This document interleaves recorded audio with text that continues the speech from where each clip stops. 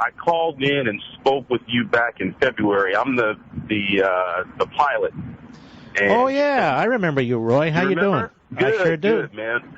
I read Ameritopia. I've spent the last few months blitzing Facebook. I took the Hillsdale Constitution 101 class, and I have spent time talking to friends, family, strangers about the history of civilizations and what can happen when you give government too much power.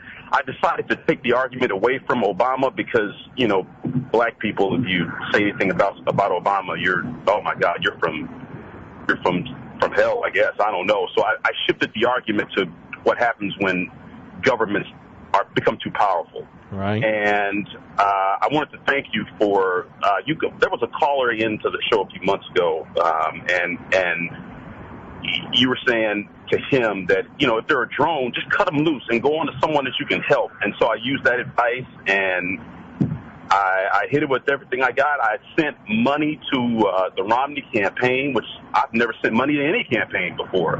So I gave it all I could, man.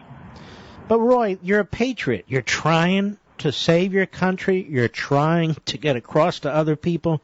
Over time, it might work, you know? I mean, there's really no choice, is there? No, and there really isn't. And since a series of events since 2008 have pushed me to become more conservative, one of the significant parts is I've been to numerous countries. I've been to 30 different countries.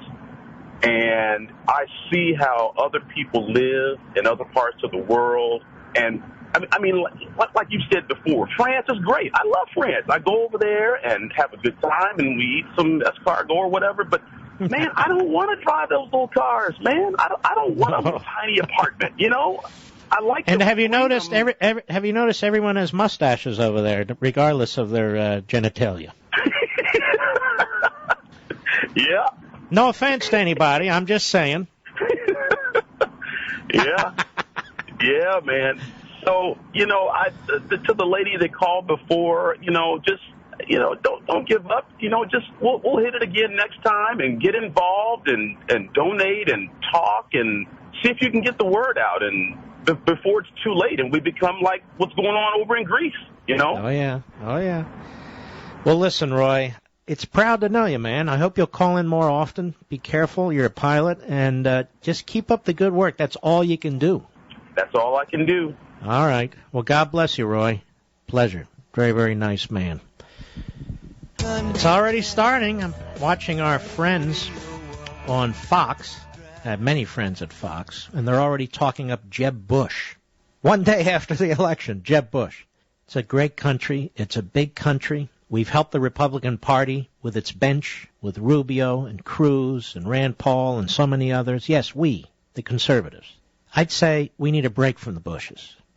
Or as Jesse Jackson would say, out the bushes. I never knew what the hell he was talking about, but out the bushes. Remember that, Mr. Producer? He's there at the convention going, out the bushes, out the bushes. I'm going, what the hell's he talking about? But then again, I never know what the hell he's talking about. So, I think they need to shake up some of these panels. I think it was, who was it? Omar Eliason, well-known conservative. Is she still at PBS or wherever she was, NPR? I love it when liberals are giving advice to we, the conservatives. Yeah, drop the Tea Party, move to the middle, pander to this group, pander to that group. In other words, stop being us. Surrender. I can't wait for Jeb Bush's book to come out on immigration. Yeah, it's supposed to come out on immigration. I suppose there'll be quotes about restrictionists, people like me. I took a different tack, ladies and gentlemen. I don't need to write a book or co-author a book in Jeb Bush's case to lecture Republicans and conservatives about immigration. I asked my publisher, and they agreed, Simon & Schuster, great publishing house. I asked them to take Liberty and Tyranny and translate it into Spanish.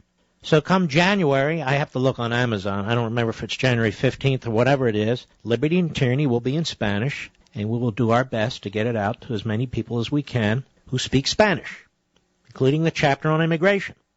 But there I am, and there we are, trying to reach out to people who are maybe first generation on the issues that I think we should be promoting.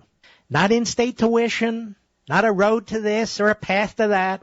Let's talk to them about liberty, the way we talk to ourselves about liberty. You know, there's also something very stereotypical about those who claim to represent these various ethnic groups. No, we got to approach them, with programs and entitlements and tuition. And how about we approach them as intelligent human beings like everybody else?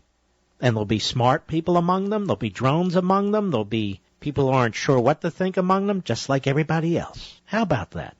But there they are talking up Jeb Bush. Jeb Bush was a very good governor of Florida. Great. His day has come. His day is gone. We have a lot of young Turks who would be a lot better.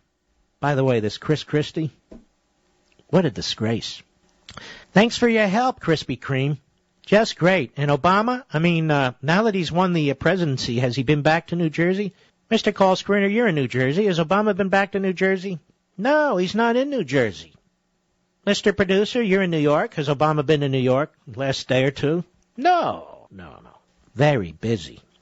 Let's see here. Let's take a call, shall we? Let's go to Mark, Huntsville, Alabama, the great WVNN. Go. Hi, Mark. I just wanted to say I'm a big fan of yours. Thank you. When I hear you talk about the ideas of our founding fathers as put down in the Declaration and the Constitution, it just puts a lump in my throat. I think you're wonderful. Well, thank you. Appreciate that. One of the things I wanted to ask you is, when looking at the election, it was obvious that a lot of the states, the blue was concentrated around these population centers, cities, if you will. And it seems to me that these places, not all the people in these places are stupid. I think that they get indoctrinated through the college systems, school systems, to be left-thinking. And then they're bombarded with the left drive-by media, the newspapers, things like that. And then finally, let me tell heroes, you. Yeah, go ahead. I'm sorry. Their heroes are people in the entertainment industry, which are, these people out in California who are all leftists. So while you guys do a remarkable job with talk radio and sometimes on Fox News, right, how do we get through that, through all the garbage these kids? Let me answer before we run out of time. We can't persuade everybody. We try to persuade everybody, but we can't. All we need is the same percentage of the vote that Obama got. But what we need to do is persuade enough of America to our way. 60% is perfectly fine. That's landslide, and not just for elections. That's victory. Mm-hmm. So a strong majority of the people who live in a society understand the nature of civilization. The nature of civilization is not a big, all-powerful government. The nature of civilization is how man treats man, how women treat women, and so forth. You get it. But the point is they're personal relationships. They're how we contract with each other when we're starting businesses. They're voluntary decision-making. It's all these things that you have if you wouldn't have a government, theoretically. So what we need to promote is what's called the civil society, and it's going to be difficult because the left keeps pushing this notion of a utopia, which requires obviously a more and more powerful police state, and we have largely incompetent Republican leaders. This knowledge is really something that they haven't acquired over the years. All they do is know how to count votes on a particular bill. We have largely unknowledgeable people on television posing as conservatives or leading thinkers who either are unencumbered with this information or choose not to discuss it. So that's a problem, but I just want you to remember, and it's important, Ronald Reagan won 2 massive landslides. There was no Fox News channel. There wasn't talk radio of this kind. There was some. And there certainly wasn't the Internet. He was stuck with the 3 TV networks, and he was stuck with the big newspapers like the Washington Compost and the New York Slimes. So we can overcome the media. We just need candidates who are capable of doing it. Thank you, my friend. Appreciate it. Hour 3 in just a moment. This is the final hour of the program. I am Mark Levin. Our number, you may want to write this down. We're going to take a lot of calls this hour. 877-381-3811.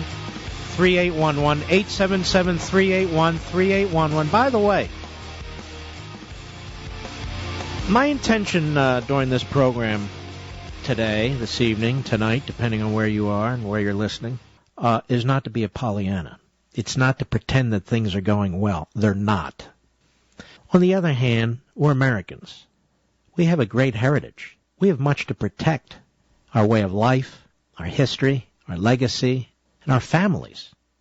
All this generic talk or theoretical talk about bureaucracies and powerful politicians and centralizing government, the aim of the statist, the utopian statist, is to control your life. It's to social engineer. It's to adjust how you live. You're the aim. You're the target. All the talk about the very rich and so forth, of course they're going to try and wipe them out. But you're the target, the quote-unquote masses, the people.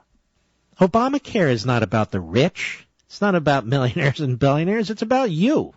And by the way, it's about the most vulnerable among us.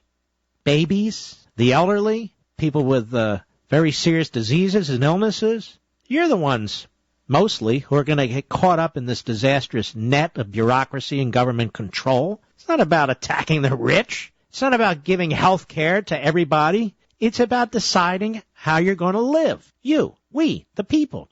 And when a government has this kind of power, the Constitution is flushed down the toilet. This is why what the Supreme Court did to the American people by bastardizing the Constitution, in specific, John Roberts, sorry, John, you're never going to live this down, pal, is an atrocity. It's just one giant step too far. So I'm well aware of what's going on. I'm well aware of the challenges we face. They're enormous. And this battle's going to go on long after I die, and many of you too. Our children are going to have to engage in this fight. But that's the point. We have to keep engaging, even when we lose, even when it looks like the country's done, even when it looks like our way of life is over. We have to keep at it. I want you to remember something. The people who lived in Eastern Europe during the Cold War, behind the so-called Iron Curtain, the Iron Curtain came down eventually. There was enormous misery and suffering and genocide, but it came down. And my point is, what's that phrase? It's always darkest before the dawn. Well, it's true.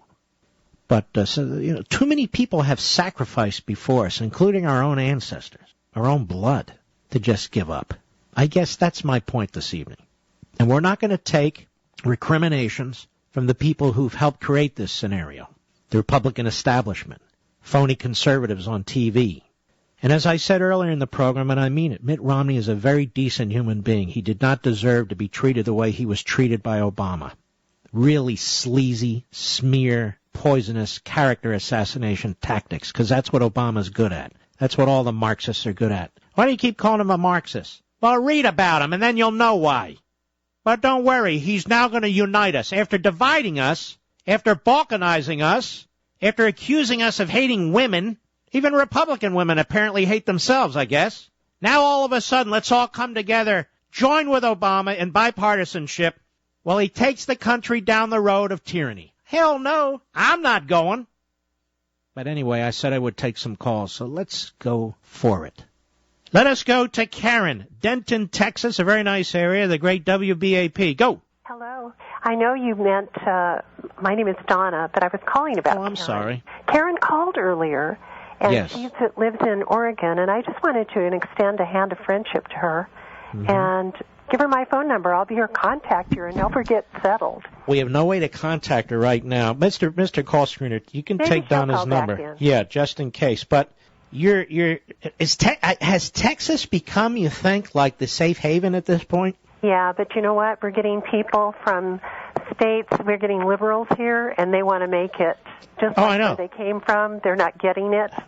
So we're battling. By the way, Donna, I call them locusts because they come in and they eat all the, all the plants and everything else, and then they move on to the next state. They're destroying my state of Virginia. This is how Virginia has become a purple, if not worse, state, because people move in here from D.C., they move in here from Maryland, having destroyed their own communities. We also have a large and growing illegal immigration population, and those of us who live here, who are legitimate citizens, who've built this community up, all of a sudden there's something wrong with us. We need to reach out to the people who are undermining our communities. Yeah. Can I tell you something about illegal immigration?